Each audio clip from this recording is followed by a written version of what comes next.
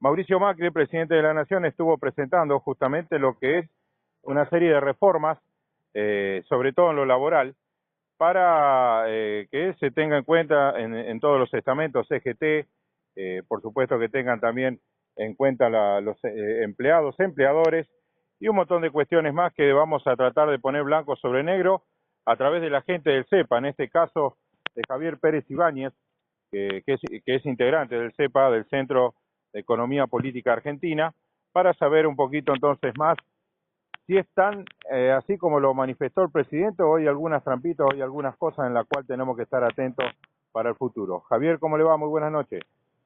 ¿Cómo están? ¿Todo bien? Todo bien, la verdad que bien, de alguna manera no preocupado, pero sí inquieto para saber si va a haber beneficio para los empleados por sobre todas las cosas, o no va a ser tan así. Bueno, lo importante es un poco contextualizar el contexto en el que se da todo esto. O sea, estamos hablando que el gobierno de Cambiemos, de Mauricio Macri, luego de la victoria que obtuvo en las elecciones legislativas, sobre todo en la provincia de Buenos Aires, estamos hablando de hace 2 semanas, lanza ahora un conjunto de reformas intentando consensuar con todos los partidos de la oposición y sobre todo, como vos mencionaste, con muchos actores sociales de la sociedad civil como la CGT, intentar consensuar un conjunto de reformas, entre las cuales la reforma laboral es una de ellas, ¿está bien? Pero podemos hablar de 2 más que van en paralelo, la reforma jubilatoria y la reforma impositiva. Son 3 paquetes de medidas que es muy difícil entenderlas una sin la otra. ¿Bien?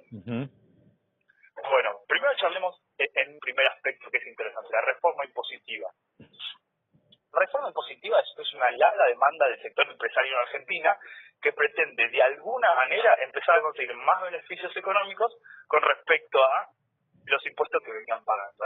Su principal demanda es, en Argentina se pagan muchos impuestos, hay muchísima presión impositiva y eso nos impide a nosotros seguir produciendo.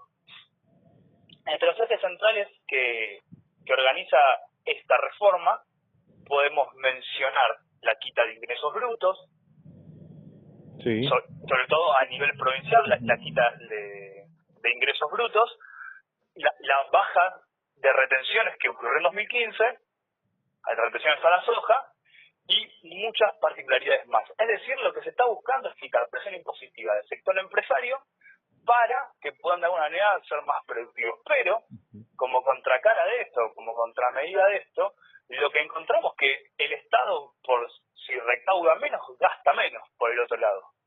¿De acuerdo? Exacto. Entonces lo que encontramos es que hay un conjunto de normas, de reformas que se establecieron para bajar el gasto público. Por un lado se piensa recaudar menos, pero por otro lado hay que gastar menos para achicar el déficit fiscal. En ese sentido es que entra la reforma jubilatoria. La reforma jubilatoria lo que pretende es de alguna manera actualizar la jubilación, pensión y asignaciones, no como estaba establecido hasta ahora, con 2 aumentos anuales a partir de cuánto se recaude y de las paritarias actuales de cada uno de los premios, sino a partir de cómo avanza la inflación. ¿Qué implica esto en lo concreto? Es que van a achicar la cantidad de jubilados, el monto que reciben los jubilados en estos aumentos. ¿Por qué? Porque por 2 aspectos principales. Primero, los jubilados en su canasta básica no tienen el mismo componente de consumo que una persona común. Y el índice de inflación se compone de una canasta más o menos regular, en el cual podemos incluir el precio del carne, el precio del pan, el precio del gas, etcétera, etcétera, etcétera. Pero la canasta básica de los jubilados tiene unas particularidades muy fuertes. Por ejemplo, que tiene un gran componente de remedios y servicios hacia adentro. ¿Está bien? Sí, por ejemplo, si nosotros comparamos la inflación que hubo en 2016, el promedio fue del 40%, mientras que los remedios subieron al 70%. Claro. ¿Está bien? Esto implicaría de alguna manera que si hasta ahora los jubilados fueron ganando año a año lo que ganan, los aumentos que tenían, a partir de ahora van a empezar a retroceder en términos reales de lo que cobran, porque nunca le van a terminar de ganar la inflación. Ni siquiera llegar empatados como mínimo. No. Exacto. Y hasta ahora, en realidad de 2003 hasta la actualidad, siempre crecieron, excepto en 2 oportunidades. Siempre ganaron la inflación, excepto en 2014 y en 2016. Esto representa para el Estado un ahorro muy, muy importante en términos de recursos. ¿Y por qué? Porque el principal gasto que tiene el Estado, casi el 65% de los gastos que tiene, están destinados a lo que se llama servicios sociales, dentro de los cuales las jubilaciones, asignaciones universales y asignaciones familiares son el gran componente de los servicios sociales. Con lo cual, decíamos al principio, a pedido de los grandes empresarios se está buscando achicar lo que se cobra en términos impositivos. Pero por el otro lado están buscando reducir el gasto público y lo principal que van a atacar son las jubilaciones. Y la tercera pata de todo esto es la reforma laboral.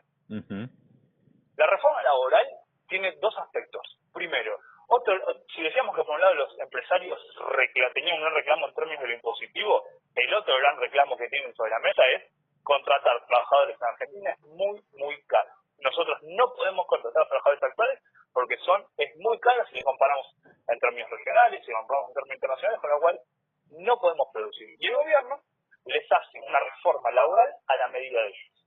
¿Está bien?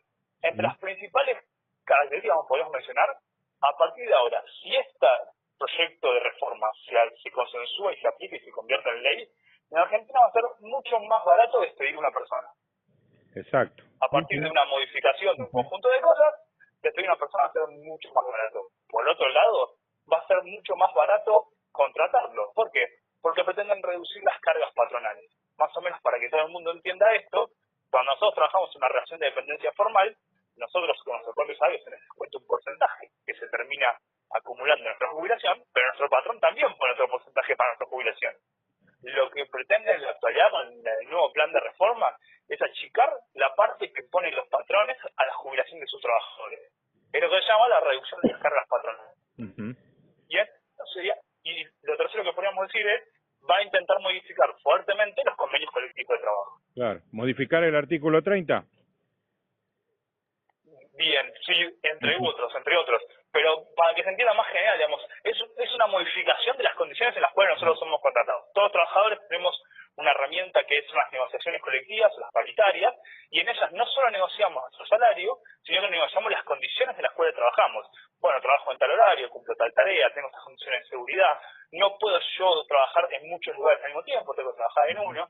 Esas condiciones colectivas de trabajo también representan un gasto para los empresarios y representan beneficios para los trabajadores. Y acá algo muy importante tener en cuenta por los trabajadores es que tal vez en el corto plazo no veamos una disminución concreta en nuestros bolsillos en términos nominales. Sigamos cobrando el mismo dinero, pero tengamos en cuenta que probablemente trabajemos en peores condiciones y segundo, no vamos a estar aportando lo mismo para nuestras jubilaciones.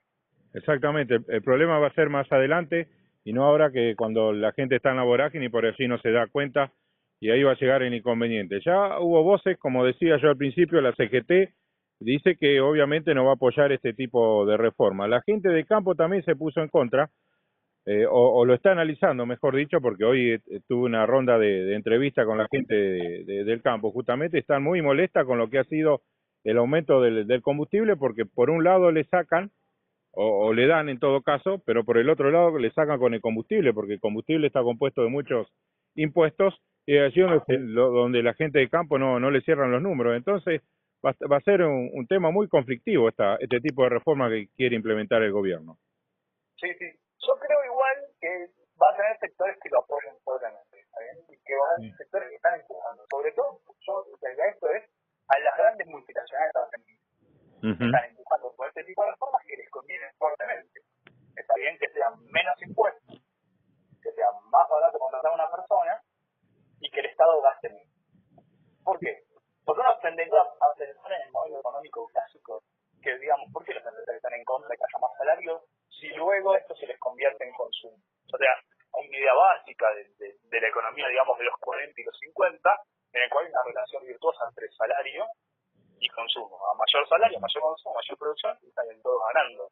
Pero hay que entender que, sobre todo posterior a la década de los 90 y posterior a la década de los 70, en Argentina se establecieron un conjunto de empresas que no producen para el mercado interno, sino que producen para el sector externo. Con lo cual, para ellas, el salario es un problema, porque no le importa cuál sea la dinámica de la economía argentina. Solamente le importa que producción en Argentina sea más barata y, por tanto, puedan exportar de manera más competitiva para afuera. Yo creo que vos decías, el campo son las personas que está teniendo alguna especie de queja. Podríamos verlo. Seguro que esta reforma está hecha a medida de los grandes multinacionales argentinos. Y seguramente que sí.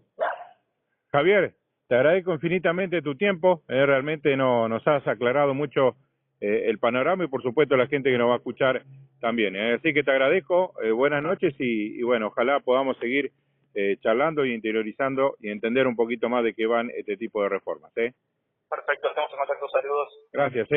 Javier Pérez Ibáñez entonces pasaba integrante de CEPA.